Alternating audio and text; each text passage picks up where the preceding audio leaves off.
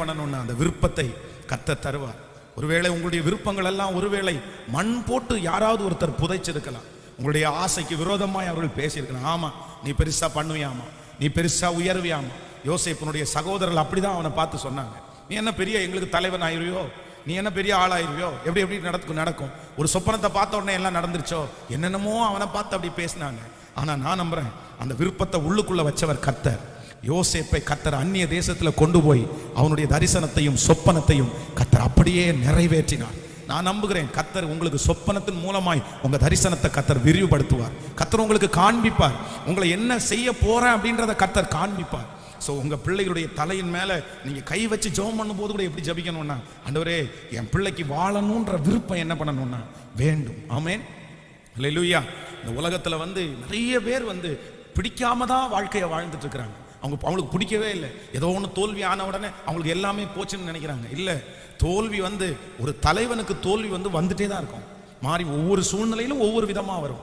போராட்டங்கள் வரும், எல்லா பாடுகளும் வரும். ஆனால் அதன் மத்தியிலையும் உள்ள என்ன பண்ணணும்னா ஒரு தரிசனம் இருக்கணும். அது ரொம்ப அழகான ஒரு பாடலை வெஸ்லேயா எழுதின எனக்கு ரொம்ப பிடிச்ச ஒரு பாடல். இவன் சாதித்தான் என்று ஊர் சொல்ல என் கண்களை மூடணும். ஆமென். சரி, எவ்வளோ அழகான ஒரு வார்த்தை இல்லை? இவன் சாதித்தான் என்று ஊர் சொல்ல, இவள் சாதித்தாள் என்று ஊர் சொல்ல என் கண்களை மூடணும். இந்த உலகத்தில் கர்த்தர் உங்களுக்கு கொடுத்திருக்கிற அந்த வாழ்க்கையை நீங்கள் எப்படி வாழணும்னா, ஒருவேளை 10 பேருக்கு தெரியாமல் இருக்கலாம், ஆனால் வெற்றியாய் நீங்கள் வாழ்ந்து முடிக்கணும். ஆமென். நீங்க யாரையாவது ஒருத்தருக்காக ஜெபம் பண்ணி ஆதாயப்படுத்தணும். உங்கள் ஜெபத்தின் மூலமாய் உங்கள் குடும்பம் கட்டப்படணும். நம்ம ஒருவேளை கர்த்தருடைய வருகைக்கு முன்னாடி எடுத்துக்கொள்ளப்பட்டா கூட நம்முடைய பின் சன்னதி சொல்லணும், இப்படி ஒருத்தர் வாழ்ந்தார், இப்படி ஒருத்தர் இருந்தார், அவருடைய ஜெபத்தினால தான் நாங்கள் இன்னைக்கு இருக்கிறோம், அவருடைய உபவாசத்தினால தான் இன்னைக்கு நிற்கிறோம். உங்களை குறித்து சாட்சி சொல்ற அளவிற்கு நிச்சயம் ஆண்டவர் செய்வார் என்கிறதுல ஹல்லேலூயா நான் நம்புற ஒரு சந்தேகமே இல்லை. ஆமென். எல்லாருக்குள்ள இந்த ஃபர்ஸ்ட் டே நீங்க அடுத்த நாள் வர்றதுக்குள்ள நீங்க என்ன பண்ணணும்னா, எனக்குள்ள விருப்பத்தை வைங்கப்பா, எனக்குள்ள விருப்பத்தை வைங்கப்பா, எனக்குள்ள விருப்பத்தை வைங்கப்பா, எனக்குள்ள ஒரு ஆசையை வைங்கப்பா. அதை வச்சுட்டு வெறும் சும்மா இருந்துட முடியாது. ஃபர்ஸ்ட் முதல்ல என்ன பண்ணணும்னா, உங்க ஆசை உங்களுடைய விருப்பங்கள் முதல்ல கர்த்தர் சமூகத்தில் கொண்டு போகப்படணும். அப்பதான் அதுக்கு உயிரே வரும். இல்லைன்னா அதுக்கு உயிர் வராது. எங்க போய் உங்களுடைய ஆசைகள் அழகாகும் அப்படின்னா தேவ சமூகத்துல தான் அழகாகும். சிலர் வெறும் ஆசையை மட்டும் வச்சிருப்பாங்க, ஆனா ஜெபம் பண்ண மாட்டாங்க. அது எதுக்கு?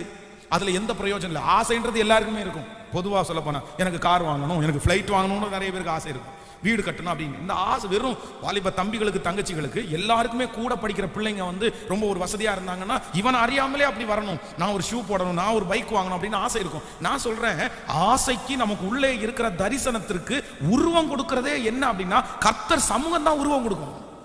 நீங்க அதை மனசுல வச்சிருந்து பிரயோஜனமே இல்லை. அதுக்காக நிறைய பேர் அதுக்காக காலையிலையும் பகலையும் பாத்தீங்கன்னா அவ்வளோ கஷ்டப்படுவாங்க. ஆனா மிச்சம் என்னன்னு கேட்டா ஒண்ணுமே இருக்காது. ஏன் அப்படின்னா அவங்களுடைய விருப்பத்தை, அவருடைய தரிசனத்தை எங்க கொண்டு போகல. சத்தமா சொல்லுங்க எல்லாருமே, கர்த்தர் சமூகத்திற்கு கொண்டு போகல. கர்த்தர் சமூகத்திற்கு கொண்டு போகாத எந்த விருப்பமும் எந்த ஆசையும் நான் சொல்றேன் அது காணல் நீர் தான். அது பார்க்கறது மாதிரி கிடைச்சது மாதிரி இருக்கும், ஆனா கிடைக்காது. அதனால ஆண்டவர் சமூகத்துல கொண்டு போகணும். இந்த நெகேமியா செய்தது அப்படிதான். அவனுக்குள்ள ஒரு ஆசை வருது, ஐயோ என் ஜனங்கள் இப்படி இருக்காங்களே, இந்த ஜனங்களுக்காக யார் நிப்பா, அந்த இடிந்து போன அந்த அலங்கத்தை நான் கட்ட மாட்டேனா அப்படின்ற தரிசனம் உள்ள வரும்போது ஸ்ட்ரெயிட்டா எங்க ஓடுறான்னா கர்த்தர் சமூகத்துல போய் முழங்கால் படிட்டு, ஆண்டவரே நானும் என் தகப்பன் வீட்டாரும் பாவம் செய்தோம், எங்களை மன்னிச்சுக்குங்க, எங்களுக்கு கிருபை தாங்கன்னு ஜெபம் பண்றான். ஜெபம் பண்ண அந்த தரிசனத்திற்கு கர்த்தர் உருவம் கொடுத்து அவன் மூலமாகவே கர்த்தர் அலங்கத்தை கட்டி முடிக்கிறார். ஆமென் சொல்லுங்க பிரதர். ஜெபத்துல உட்காருங்க பிரதர், சிஸ்டர் ஜெபத்துல உட்காருங்க. அன்பு தாயே, அந்த ஆசைக்கு ஜெபத்துல உட்காருங்க. கர்த்தரே என்ன பண்ணுவாருன்னா அதற்கான வழிகளை திறப்பார். ஆமென் சொல்லுங்கள். பாதைகளை யார் திறப்பார்? கர்த்தர். உங்களுக்குள்ள ஆசை கர்த்தர் சமூகத்துல உட்கார்ந்த உடனே இப்ப நெகேமியா எங்க போறாருன்னா ஜெபம் பண்ணிட்டே போறாரு. அந்த வேலைக்கு, தன்னுடைய வேலைக்கு போறாரு. அங்க அவனுடைய உள்ளே இருக்கிற தரிசனத்தை ராஜாவுக்கு ஃபர்ஸ்ட் அவன் சொன்னானா? சொல்லவே இல்லை. அவனுடைய இருக்கிற ஆசையெல்லாம் அவன் சொல்லல. அந்த ஜபத்தோட அந்த ராஜாவுக்கு எப்பவும் பணிவிட செய்யற மாதிரி வேலை செஞ்சுட்டே இருக்கிறான். ராஜா தான் அவனை பார்த்து கேட்கிறாரு, என்னப்பா உனக்கு என்ன பிரச்சனை, உன் முகம் வித்தியாசமா இருக்குது, நீ உனக்கு ரொம்ப துக்கமா இருக்கிற மாதிரி நான் ஃபீல் பண்றேன். பாருங்க, அவருடைய பார்வைக்கு அவன் துக்கமா இருக்கிற மாதிரி தெரியுது. இல்ல உனக்கு என்னமோ மனசுல கஷ்டம், என்ன பிரச்சனை சொல்லு. உடனே அவர் சொல்றாரு, இந்த மாதிரி என்னுடைய ஜனங்கள் எல்லாம் ரொம்ப கஷ்டப்படுறாங்க, நான் எப்படியாவது ஏதாவது செய்யணும்னு நினைக்கிறேன். இப்போ என்ன பண்ணணும், நீ போகணும், அவ்வளவுதானே. உனக்கு எவ்வளவு நாள் ஆகும்? இவ்வளவு நாள் ஆகும். சரி எடுத்துக்கோ. வேற என்ன வேணும் உனக்கு? இல்ல போகிற வழியில எனக்கு எல்லாருடைய கண்களையும் தயவு கிடைக்கணும். சரி நான் லெட்டர் தர்றேன். இல்ல போயிட்டு அந்த அலங்கத்தை கட்டுறது கொஞ்சம் பொருள் எல்லாம் தேவைப்படுது, உனக்கு பொருள் தானே நான் சொல்றேன். எல்லாம் அப்படியே வழி ஓப்பன் ஆகுது.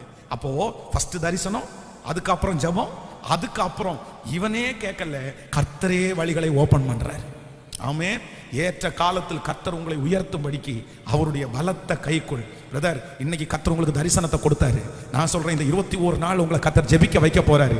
ஜெபிக்க வைக்கிறதுக்கு அப்புறம் நிறைய ராஜாவுடைய மனதை கர்த்தர் உங்களுக்காய் திசை திருப்ப போறாரு.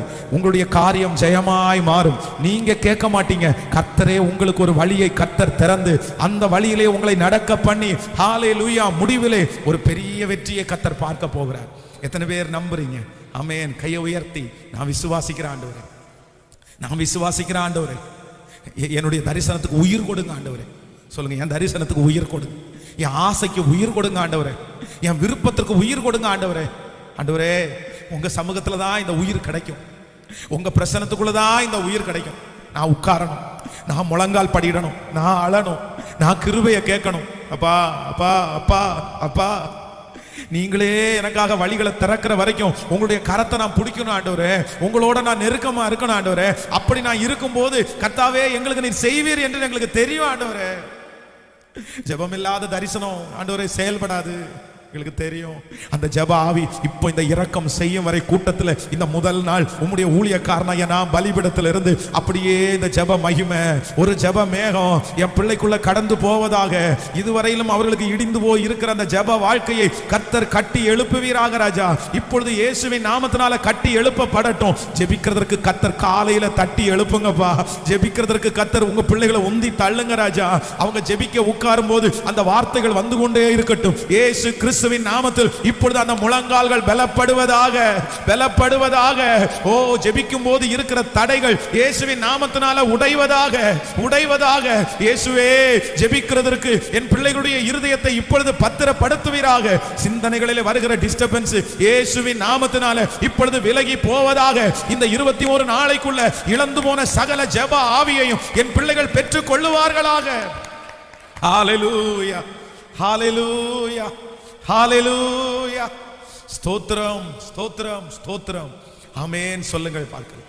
அந்த உயிர் இல்லாம தரிசனம் கண்டிப்பா என்ன பண்ணாதுன்னா நிறைவேறவே நிறைவேறாது. உங்க மனசுல ஆணித்தரமாய் ஒன்றை எழுதி கொள்ளுங்கள். உங்களுக்குள்ள இருக்கிற ஆசைகள் எங்க உருவாகும் அப்படின்னா தேவ சமூகத்துல தான் அதுக்கு உயிர் கிடைக்கும். வேற நீங்க என்னதான் பிரயாசம் எடுத்தாலும் நீங்க அது வேஸ்ட். சிலரெல்லாம் நான் பார்க்கும்போது அவ்வளோ விருப்பமா இருக்கும், அவங்களுக்குள்ள அவ்வளோ தாட் இருக்கும், அவ்வளோ ஆசை இருக்கும், அவ்வளோ விஷயத்தை உள்ள வச்சிருப்பாங்க. சின்ன வயசுலேயே சில பிள்ளைங்க கேட்டாலே அவங்க சொல்லுவாங்க, நீ என்ன ஆக ஆசைப்படுறேன்னு கேட்டால் உடனே அவங்க சொல்லுவாங்க, நான் இப்படி ஆகணும், இப்படி ஆகணும், இப்படி ஆகணும். இல்லை, உங்க எல்லாருக்குள்ளேயும் அப்படிதான். நல்லா இருக்கணும்ன்ற ஆசை இருந்ததுனால தான் இந்த ப்ரேயருக்கு நீங்க அட்டன் பண்றீங்க. உண்மைதானே? ஆனா நான் என்ன சொல்றேன்னா, பிள்ளைகளே, அந்த ஆசையை உங்களுக்குள்ள கர்த்தர் வச்சுட்டாரு. ஆனா உயிர் எங்க தான் கிடைக்கும் சொல்லுங்களேன்? கர்த்தர் சமூகத்துல தான் அந்த உயிர் கிடைக்கும். வெறும் ஆசையை வச்சுட்டு என்ன பண்ணுவீங்க? ஏதோ டேலண்ட் இருந்தா கூட உலகத்தின மாதிரி சரி செய்யலாம். நமக்கு தான் ஒன்றும் இல்லையே. நமக்கு இருக்கிறது யாருன்னா கர்த்தர். அதனால உங்க விருப்பத்தை எல்லாம் யார் இடத்துல சொல்லுங்கன்னா, எனக்கு இப்படி ஆகணும்னு எனக்கு விருப்பம் இருக்காண்டவரே, எனக்கு இப்படி இருக்காண்டவரே, ப்ளீஸ்ப்பா எனக்கு அதற்காய் எனக்கு ஹெல்ப் பண்ணுங்க, எனக்கு அதை தகுதிப்படுத்துங்க, எனக்கு அதுக்கு ஞானத்தை கொடுங்க. ஆண்டவர் ரொம்ப அழகா என்ன பண்ணுவாருன்னா, பாருங்க, அவரே வழியை எப்படி திறக்கிறாரு பாருங்க. எனக்கு இந்த நேமியாவை பார்த்து வாசிக்கும் போது அவ்வளோ சந்தோஷமா இருக்கும். எப்படி திறக்கிறாரு பாருங்க. வாயை திறந்து தன்னுடைய தேவையை அவன் என்ன பண்ணல, உண்மையா நீங்க உண்மையான தேவனுடைய பிள்ளை முழங்கால் படிடும் போது உங்க தேவையை வாயை திறந்து நீங்க சொல்லவே மாட்டீங்க, இன்னொருத்தருக்கு கர்த்தரே தெரியப்படுத்துவார். அதுவே நடக்கும், அதுவே வரும். அந்த ராஜா போறாரு, கண்களை தயவு கிடைக்குது, போயிட்டான் பாருங்களேன்.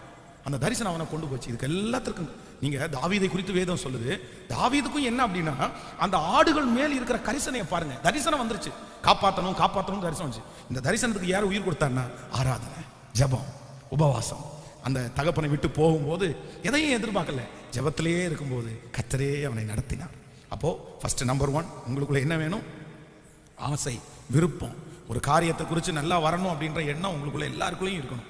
நம்பர் 2, ரெண்டாவது என்ன பண்ணணும்னா, நீங்க போய் கர்த்தர் சமூகத்தில் என்ன பண்ணணும்னா போய் உட்காரணும். உட்காரும்போது அதனால மறந்துடாதீங்க. வெறும் நீங்கள் ஆலயத்திற்கு வந்து இந்த ஜெபத்தை அட்டன் பண்றது மட்டும் இல்லை, பர்சனலா தனிப்பட்ட விதத்துல கண்டிப்பா உங்களுக்கும் ஆண்டவருக்கும் ஒரு நெருக்கம் இருந்துதான் ஆகணும். அதுதான் உங்களை ஆசீர்வதிக்கும். நீங்க என்னதான் நீங்க தலைகீழ நில்லுங்க, உங்களை இயேசுவுக்கு தெரியுமா? உங்களை இயேசுவுக்கு தெரியுமா? உங்களுக்கு இயேசுவை தெரியும்ன்றது வேற. அது எல்லாருக்குமே தெரியும். இயேசுவை உங்களுக்கு மட்டும் இல்ல, உலகத்துல இருக்கிற எல்லாருக்கும் தெரியும். விக்கிரக ஆராதனைக்காரங்களுக்கு கூட இயேசுவை தெரியும். தெரியுமா தெரியாதா? பெரிய ஆட்களுக்கு, தலைவர்களுக்கு, அரசியல்வாதிகளுக்கு எல்லாருக்கும் இயேசுவை தெரியும். ஆனா இயேசுவுக்கு தெரிகிறதா மேன்மை. பர்சனலா இயேசுக்கு ஒன்று தெரியும்ப்பா. எப்போ அப்படி தெரியும்னா, நீங்க தனிப்பட்ட விதத்துல இயேசுவோட ஐக்கியமா இருந்தாதான் அவருக்கு உங்களை தெரியும். ஆமேன் சொல்லுங்கள். விசுவாசிக்கிறீர்களா? அப்ப இந்த 21 நாள் ஜெபம் எதுக்கு அப்படின்னு சொன்னா, நீங்க இயேசுவை தெரிஞ்சுக்கிறது மட்டும் இல்லை, இயேசுக்கு உங்களை தெரிகிறதற்காக. ஆமேன். நான் அடிக்கடி அதான் ஜெபம் பண்ணுவேன். எப்போ நான் ஜெபம் பண்ணும்போது ஜெபம் பண்ணுவேன், ஆண்டவரே கோயம்புத்தூர்ல நீங்க வந்து யாராவது தூதர்கள் வந்து உங்கள்கிட்ட வந்து உங்களுக்கு யாரை தெரியும்னு கேட்டா, என் பேரை தான் ஆண்டவரே ஃபர்ஸ்ட் சொல்லணும், என் பேரை தான் ஆண்டவரே ஃபர்ஸ்ட் சொல்லணும். எனக்கு பென்ஸை தெரியும்னு சொல்லிட்டு அதுக்கப்புறம் கண்ணனுக்கு போங்க, அதுக்கப்புறம் வந்து ஸ்டீஃபனுக்கு போங்க, அதுக்கப்புறம் வந்து ராபர்ட்டுக்கு போங்க. ஆனா ஃபர்ஸ்ட் பேர் யார்கிட்ட தான் இருக்கணும். நம்மளும் என்ன தான் சொல்லுவோம், அப்படிதானே? ஃபர்ஸ்ட் இந்த சர்ச்சில் உங்களை உங்க ஃபேமிலி யாராவது தெரியும்னு கேட்டால் ஃபர்ஸ்ட் நமக்கு யாரை ரொம்ப தெரியுமோ அவங்க பேர் தான் ஃபர்ஸ்ட் தெரியும். இன்னார எனக்கு தெரியுமே அப்படின்னு. அப்போ நான் அப்படியே ஆசைப்பட்டு என் ஜெபத்தில் ஜெபம் பண்ணுவேன். நீங்களும் அப்படி தான். உங்களை ஆண்டவர் அப்படி நடத்தினாருன்னா ஜெபம் பண்ணுங்க. உங்கள் குடும்பத்தில் முதல் தெரிகிற ஆள் நீங்களாக தான் இருக்கணும். உங்கள் தெருவில் முதல் தெரிகிற ஆள் நீங்களாக தான் இருக்கணும். இந்த பட்டணத்தில் முதல் தெரிகிற ஆள் நானாக தான் இருக்கணும். அதில் விட்டு கொடுக்க மாட்டேன். நீங்கள் வேணும் ரெண்டாவது வாங்க. ஆமேன் ஆமேன் சொல்லுங்கள். ஹல்லேலூயா. அப்போ ஆண்டவரோட நடைங்க, கர்த்தர் செய்வார்.